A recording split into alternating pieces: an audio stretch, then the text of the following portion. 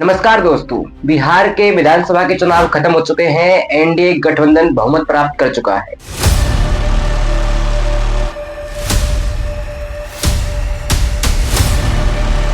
ये प्रचंड जीत, ये अटूट विश्वास बिहार के लोगों ने बिल्कुल गर्दा उड़ा दिया है।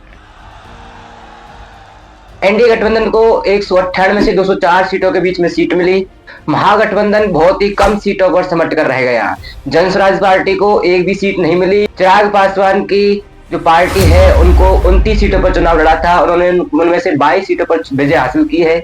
इस वीडियो में हम आपको एनडीए के जीत के 5 बड़े फैक्टर बताएंगे और महागठबंधन की हार के 5 बड़े फैक्टर बताएंगे कि एनडीए की जीत में वो किन फैक्टर्स ने काम किया और महागठबंधन की हार में क्या फैक्टर रहे थे, हार के पीछे क्या कारण रहे थे। एनडीए की जीत का सबसे बड़ा फैक्टर, सबसे पहला फैक्टर ये है कि नीतीश सरकार और मोदी सरकार की जो लाभार्थी स्कीम थी उनका जादू बिहार में चला। नंबर दूसरा फैक्टर, नीतीश कुमार का बिहार को सुरक्षा देने वाला जो नीतीश कुमार का चेहरा था, बिहार को जंगल राज से मुक्त करने वाला चेहरा था, वो नीतीश कुमार का चेहरा।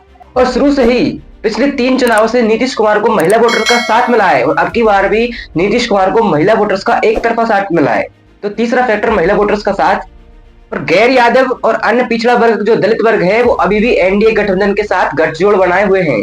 और 5वां फैक्टर, बीजेपी के चाणक्य कहे जाने वाले अमित शाह ने उन बागी उम्मीदवारों को टिकट नहीं दिया। की बार उनको मैदान चुनावी मैदान से उनको बाहर रखा। तो ये बीजेपी की एनडीए की बड़ी प्लानिंग थी कि बागी उम्मीदवारों को टिकट नहीं देना। की बार इन फैक्टर्स ने एनडीए की जीत में बड़ी भूमिका निभाई और एनडीए ने कभी भी नौकरी, रोजगार, पैसा कभी भी उन्होंने पहले नहीं बताया कि हम इतनी रोजगार देंगे, इतनी करोड़ नौकरियां देंगे या इतने हम योजना निकालेंगे। एनडीए गठबंधन ने, बीजेपी ने, अमित शाह ने घुसपैठ को मुद्दा बनाया, प्रवासी मजदूरों को मुद्दा बनाया। वहीं दूसरी तरफ अगर महागठबंधन की बात करें तो महागठबंधन से कहां पर चूक हुई उसके ऊपर बात करते हैं। उसके 5 बड़े फैक्टर्स की बात करते हैं। राहुल गांधी के वोट चोरी वाले अभियान के पीछे तेजस्वी का चलना। राहुल गांधी का जो वोट चोरी अभियान था वो पूरे देश के लिए था, न केवल बिहार के लिए। लेकिन तेजस्वी उनमें कहीं न कहीं उनके पीछे चलते हुए नजर आए और एसआईआर का मुद्दा बिहार में नहीं चला। एसआईआर को लोगों ने सीरियस नहीं लिया। 65 लाख वोट कटे, कितने वोट कटे बिहारियों ने, उसका कोई समर्थन नहीं किया। और तेजस्वी का चुनावी वादों के पत्ते पहले ही खोल देना कि हम इतनी सारी नौकरी देंगे, तो उससे वो जो उन्होंने वादे किए थे तेजस्वी यादव अपनी नौकरियों के, रोजगार के, वो अव्यवहारिक लगे। लोगों के मन में कंफ्यूजन पैदा हुआ कि शायद इतनी नौकरी दे भी सकता है, कोई नहीं दे भी सकता। तो लोगों के मन में कंफ्यूजन पैदा हुआ, लोग वहां से बटने शुरू हो गए। तीसरा बड़ा फैक्टर, जो महागठबंधन के जो घटक दल थे उनके बीच में तालमेल नहीं बैठ रहा था, वो आपस में सामंजस्य नहीं बैठा पा रहे थे। और चौथा फैक्टर ये है कांग्रेस की जो हार्ड बार्गेनिंग और जो फ्रेंडली फाइट थी उनकी, उन्होंने इसमें बिखराव पैदा किया है। उन्होंने इस चुनाव को बांटने की कोशिश की है और यादवों को अग्रेसन और अति पिछड़ा वर्ग जो ओबीसी में काउंट होता है और जो दलित वर्ग है वो इस जीत को महागठबंधन से बहुत दूर ले गए। राहुल गांधी का वोट चोरी का मुद्दा भी काम में नहीं आया।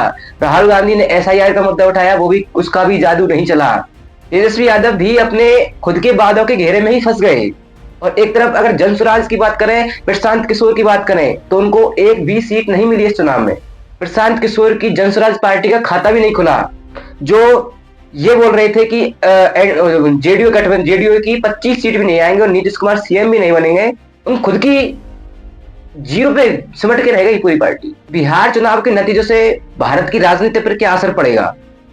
इससे बीजेपी के लिए, एनडीए गठबंधन के लिए जो केंद्र में बैठा है और बिहार में बैठा है और जहां भी वो उसके जो राज्य है वहां पर बैठा है, जैसे राहुल गांधी का वोट चोरी का मुद्दा था, उसको कहीं ना कहीं खंडन करता हुआ पाया गया है। चुनाव वोट चोरी का मुद्दा पर पूरी तरह प्रतिघात किया है बिहार चुनाव के नतीजों ने।